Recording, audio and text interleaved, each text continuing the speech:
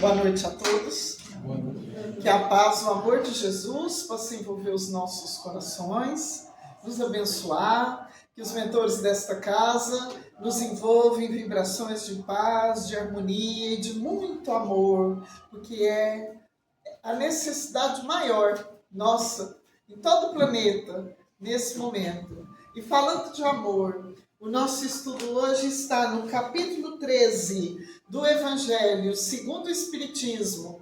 Não saiba a vossa mão esquerda o que dá a vossa mão direita. E nós vamos então, meus irmãos, refletir sobre a beneficência, né? Então, a beneficência, o que significa isso? O ato, prática ou virtude de fazer o bem, né? De beneficiar o próximo, é filantropia, né? E a beneficência ainda significa compaixão, impulso altruísta de ternura para com o próximo, né? Quando a gente se interessa pelo próximo, né?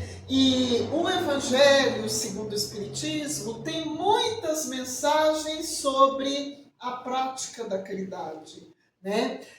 Eu li um livro há um tempo atrás, assim que começou a pandemia. Eu ia dar um seminário numa cidade aqui da nossa região, mas não deu certo, não estava pronto, o dirigente não deu conta, coitado, ele teve uns problemas e ele não conseguiu organizar, não. E para estudar, me preparando para esse seminário, eu li um livro que é uma coletânea de todos os artigos de Kardec que fala sobre a obsessão, e que estão agrupados num outro livro, que essa edição que eu tenho é da editora O Clarim.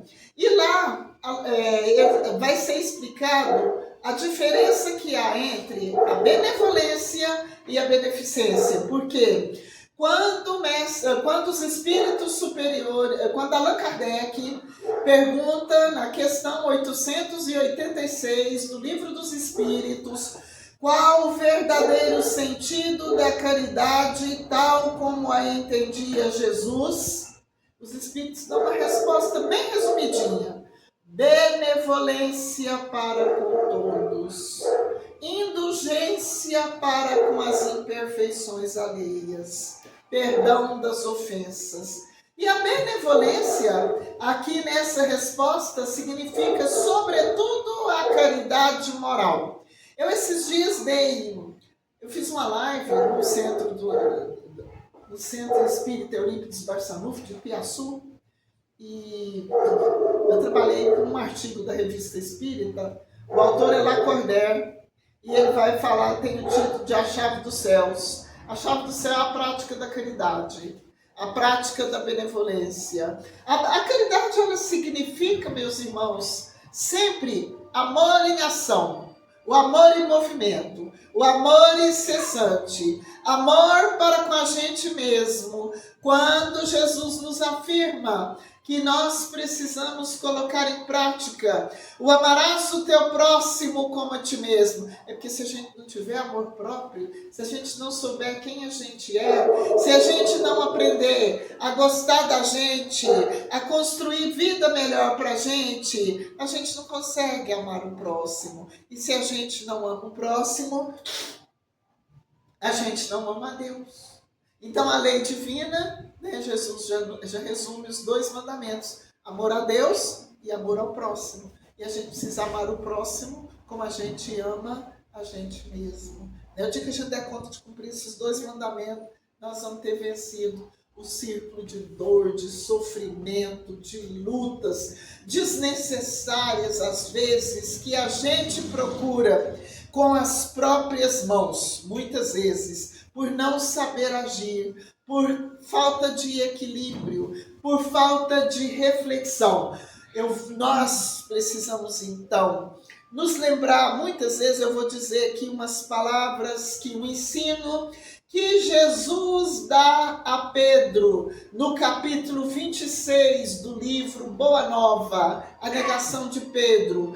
Quando Pedro fala com Jesus, Jesus anuncia a paixão, Jesus enuncia a sua prisão, o seu sofrimento, todo o episódio do Calvário, em várias passagens do Evangelho. E notadamente nesse capítulo, ele faz referência a que estava próxima à sua prisão, que estava próximo do seu martírio, mas que naquele momento os apóstolos não estariam com ele, porque não estavam ainda preparados, ainda não tinham amadurecimento para caminhar com Cristo passo a passo, não é porque eram maus. E Pedro, numa atitude, vamos dizer assim, irrefletida, ingênua ainda naquele momento, fala para Jesus: ora, mestre, então eu não sou um homem, por vós eu darei a minha própria vida.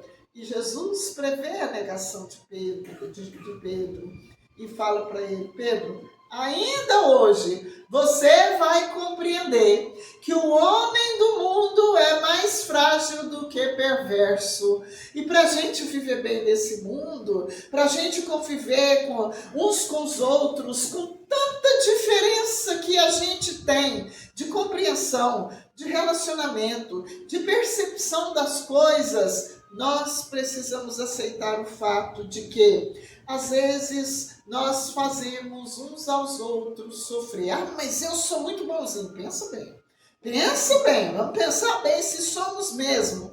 Nós erramos, nós falamos as coisas que não devíamos, nós resolvemos os problemas de uma forma que não é apropriada para cada situação. Mas isso acontece, não é porque nós somos maus. Ah, mas eu sou muito mau. Nós espíritas temos determinados problemas. A gente se sente muito mal, a gente se vê pequeno demais, a gente chama os erros do mundo todos para cima de nós. Então, na verdade, a grande maioria dos espíritos que habitam a Terra somos imperfeitos, praticamos o mal ainda. Não porque alimentamos o mal dentro de nós, mas porque a gente é imaturo, né?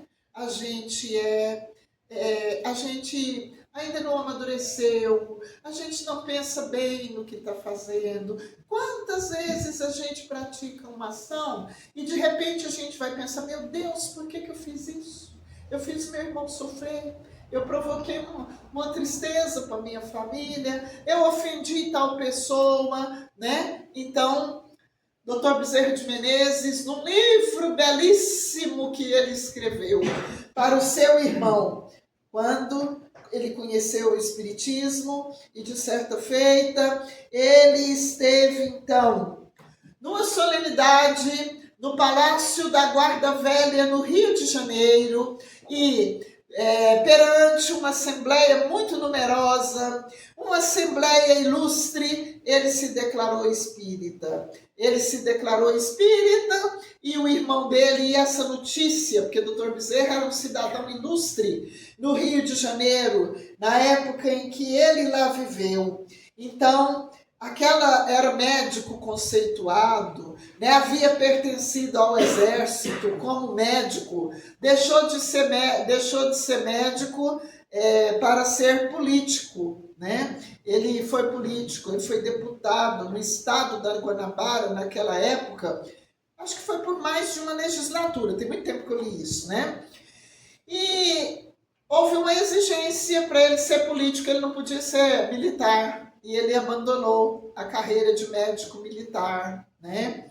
E aí ele vai escrever um livro maravilhoso, uma carta de Bezerra de Menezes, porque a notícia chegou lá na família dele no Ceará, e o irmão dele baniu ele da família, excomungou ele da família, falou: você não faz parte mais da nossa família, você não tem dignidade para fazer parte da nossa família, está professando uma doutrina que é do demônio, que não é uma doutrina cristã, porque naquele tempo o espiritismo ainda era temido pelas pessoas, muita gente pensava que não era uma doutrina cristã, muita gente pensava que o espiritismo estava fundamentado em práticas que contrariavam a lei de Deus. Pois muito bem, e Dr. Bezerra escreve uma carta demonstrando todos os princípios da doutrina espírita, que na verdade sempre fizeram parte da crença de todas as religiões, do fundamento de todas as religiões antigas,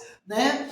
E na introdução desse livro, o Dr. Bezerra vai falando que o homem no mundo pratica boas e más ações, ainda que seja nos melhores casos e não nos melhores exemplos. Então, é por isso que o homem no mundo, ele é mais fraco do que perverso. Então, a gente, para poder melhorar a nossa vida, melhorar o nosso relacionamento uns com os outros, porque isso é beneficência, isso é caridade moral, isso é prática do amor infinito que o Mestre Jesus veio nos ensinar. Então a gente precisa olhar uns para os outros e avaliar a quantidade e a qualidade das dificuldades que cada um de nós atravessa para viver no mundo, para viver na terra, para exercer a sua profissão, para ser espírita, né? Vocês não sabem a dificuldade que o médico tem para explicar o evangelho como eu estou aqui agora. É altamente comprometedor. Todos esperam de mim, todos esperam do presidente da casa, do prefeito, do presidente da nossa nação, né? Atitudes perfeitas. Nós não podemos errar porque na nossa cultura nós ainda não sabemos praticar a benevolência, a caridade moral, a caridade do coração. A gente esquece que todos somos imperfeitos, todos de uma maneira ou de outra transgredimos a lei divina, né? A gente julga o outro sem pensar que no próximo instante nós estaremos sendo julgados com a mesma medida que a gente utilizar para julgar o outro. Então, quando a gente fala de beneficência, da compaixão pelo outro, do desejo de ajudar o outro, é muito importante a gente dá conta, a gente dá conta de praticar a caridade material. Aí nesse estudo que eu dei da Revista Espírita, tá lá no Facebook, né? Eu coloquei lá no meu Facebook, né? Tá lá na página do Centro Espírita Eurípides Barçanufo de Ipiaçu, né? A chave do céu.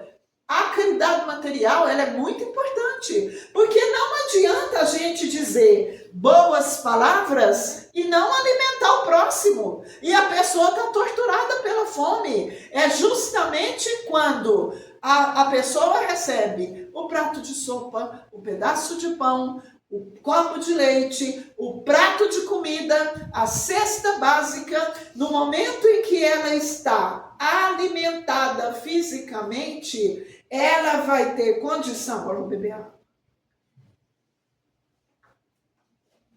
Ela vai ter condição de analisar a sua vida moral, de analisar a sua vida, de ter desejo de mudança de vida, né? De analisar, falar, não, eu preciso melhorar, eu posso agir dessa maneira, eu posso agir de outra, se eu procurar trabalho nesse tal lugar assim é mais fácil, né? Então essa é a grande luta do ser humano. Daí a importância da fraternidade. Há casos muito comuns ainda, né, na nossa prática espírita, que quando uma pessoa chega no centro, geralmente precisando de um auxílio, precisando de uma prece, né, com um problema na família, com um problema íntimo, uma angústia, um problema espiritual, os mentores espirituais, quando podem, falam, minha filha, meu filho, vai fazer a campanha do quilo, vai fazer a sopa, vai na visita fraterna,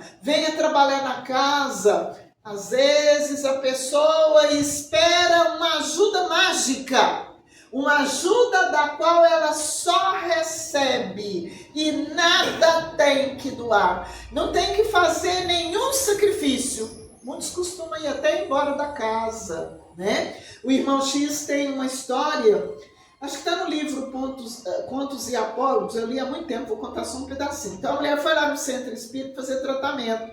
Aí o mentor falou assim para ela: a senhora vem praticar a caridade, minha irmã, vem ajudar. E ela falou: mas eu vim foi receber, eu estou precisando de receber. E foi embora, não ficou não, né? Então quer dizer, a gente para receber é preciso doar amor, paciência, tolerância, né? Outro dia uma pessoa que eu conheço, não é aqui da nossa cidade, falou para mim que estão ajudando uma senhora lá no centro e que ela tem muitas questões na vida dela para ela resolver, para ela não resolver, que não foram resolvidas, questões que ela ainda não dá conta de resolver. Então aqueles que fazem a visita para ela, que levam a cesta básica, fica assim, mas o que adianta ajudar? O que adianta ajudar se não melhora? A gente sabe o tamanho da luta da pessoa. A gente sabe, a gente tem certeza de quanto tempo, quantos séculos, quantas existências a gente vem lutando para sair do mesmo lugar e a gente não consegue, porque o nosso coração pesa que nem chumbo, porque a gente tem uma ligação muito grande com a nossa condição moral, a gente não consegue se libertar. Olha, se esses benfeitores que velam por nós, em qualquer lugar onde nós estejamos, se eles não pegarem na mão da gente, se eles não carregarem a gente nos momentos mais dolorosos da nossa vida, a gente não sai do lugar não. A gente fica encarnando, desencarnando, encarnando, desencarnando, voltando ao plano espiritual do mesmo jeito, da mesma maneira. Sendo assim, então, por que não olhar o próximo mais próximo, com a verdadeira caridade, com a verdadeira compreensão?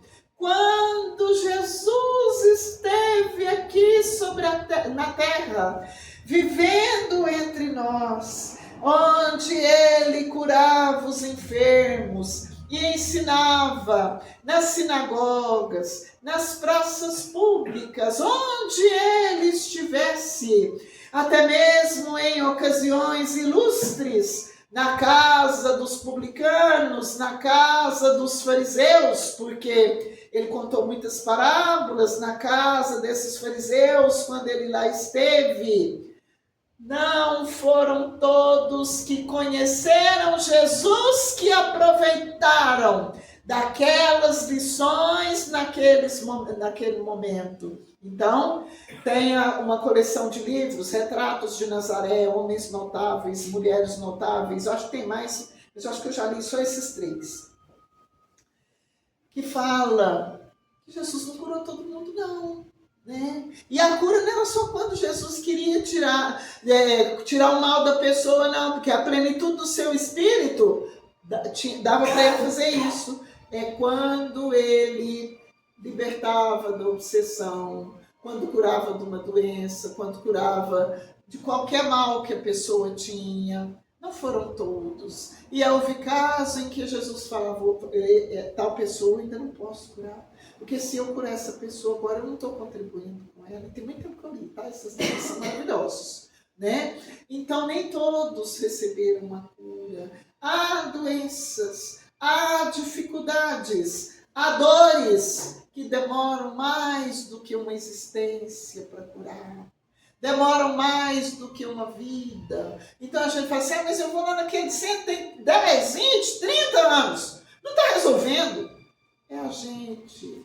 O remédio ainda não fez efeito.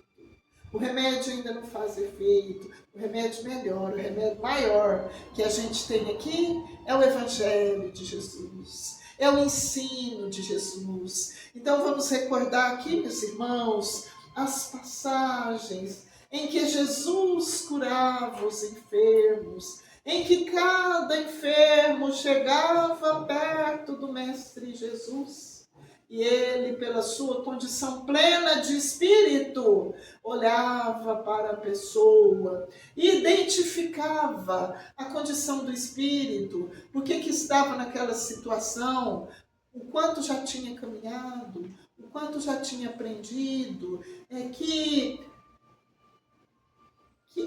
condição tinha para receber uma cura completa, né? Lembrando ainda que os espíritos superiores são mensageiros de Deus, mensageiros de Jesus. Eu li o livro Francisco de Assis há muitos anos, né? Há mais de 30 anos eu li esse livro. Então, tem uma passagem lá em que chegou uma pessoa com o corpo todo coberto de lepra, quer dizer, de hanseníase, e São Francisco curou o leproso. Mas a revolta dele era tão grande, a raiva dele era tão grande, a doença era mais moral do que física, né? Quando uma pessoa tem um problema desse, é sinal de que algum problema moral, algum problema interior está tão grave, tão forte, que aquela doença se exterioriza, que houve um momento, né? Eu não sei explicar assim detalhadamente, mas que essa pessoa fez uma reflexão e pediu a Deus que o ajudasse a se curar realmente, porque ele não estava preparado. E no outro dia, ele amanheceu com o corpo cheio de lepra outra vez. Então a gente precisa pensar, o centro espírita é uma escola, é uma casa de oração, é uma oficina de trabalho, é um hospital. E nós mesmos somos os alunos, os pacientes e os operários. E tudo que a gente vive aqui, o trabalho, a convivência uns com os outros, né? A oração, esse momento luminoso de meditação sobre o Evangelho, podem ser comparados, então, como gotas de luz, de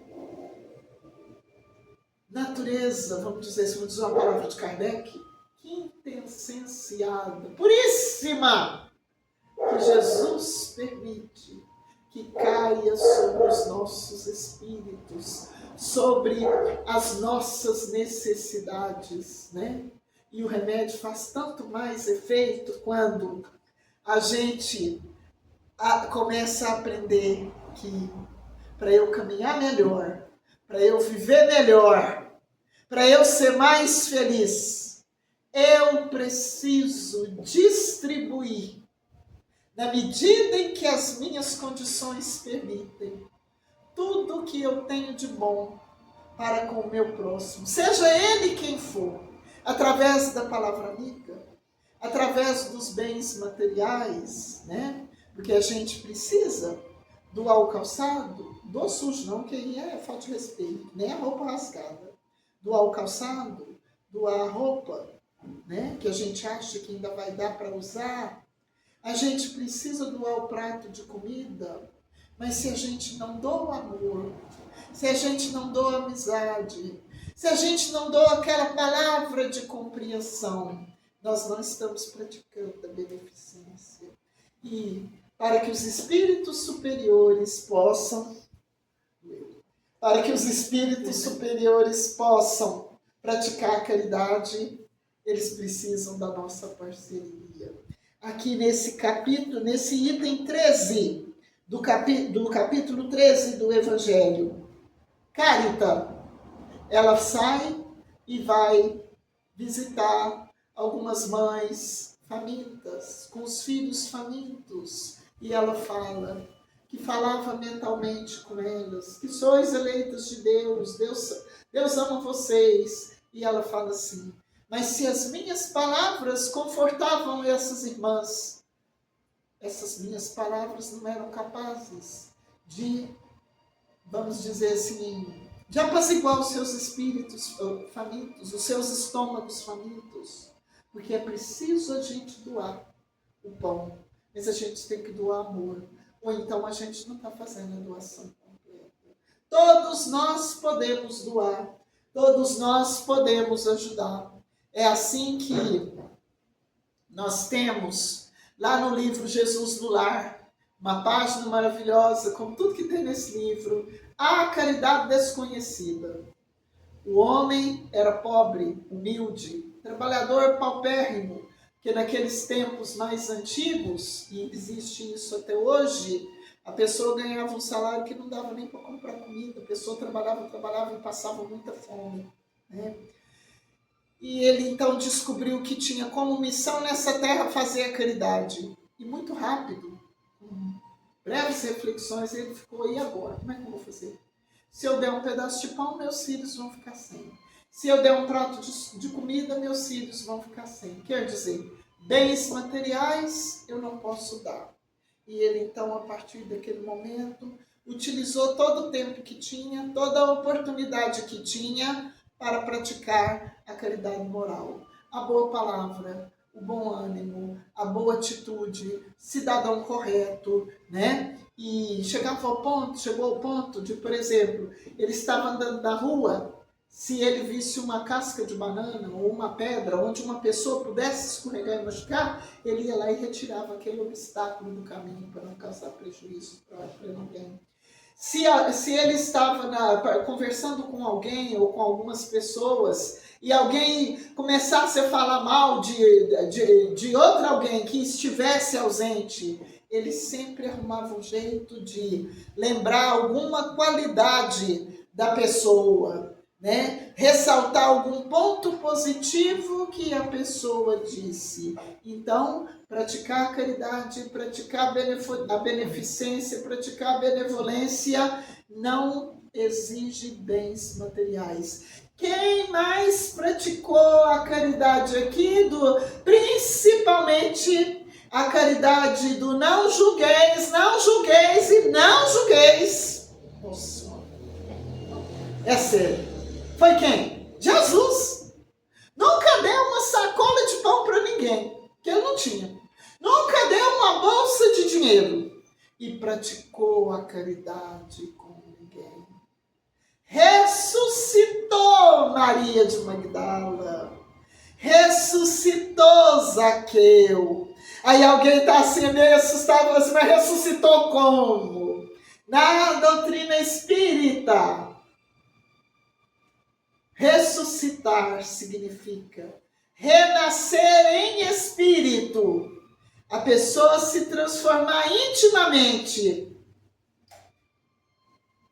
e passar a viver uma vida nova. Isso aconteceu com Zaqueu, com Maria de Magdala, né? Eu vou ficar só nesses dois aqui, mas com certeza não foi só esses dois, não. E continua acontecendo até hoje. Então, quando a gente tem um problema muito grave para resolver, um problema que a gente fala assim: não aguento mais, não dou conta mais, não vou alcançar. E agora? Trabalho incessante no bem. Prática da caridade. Paciência. Coração generoso. Oração. Vivência do ensino de Jesus. Uma vez um protetor meu falou para mim durante uma consulta: minha filha, para você dar conta dessa situação, você vai pegar o Evangelho segundo o Espiritismo e vai seguir ele. Mas não é para decorar não, viu, minha filha? É para colocar em prática. E é isso que eu desejo para cada um de nós. Eu agradeço os mentores dessa casa, agradeço a paciência, o carinho, o amor de todos vocês. Muito obrigado. E agradeço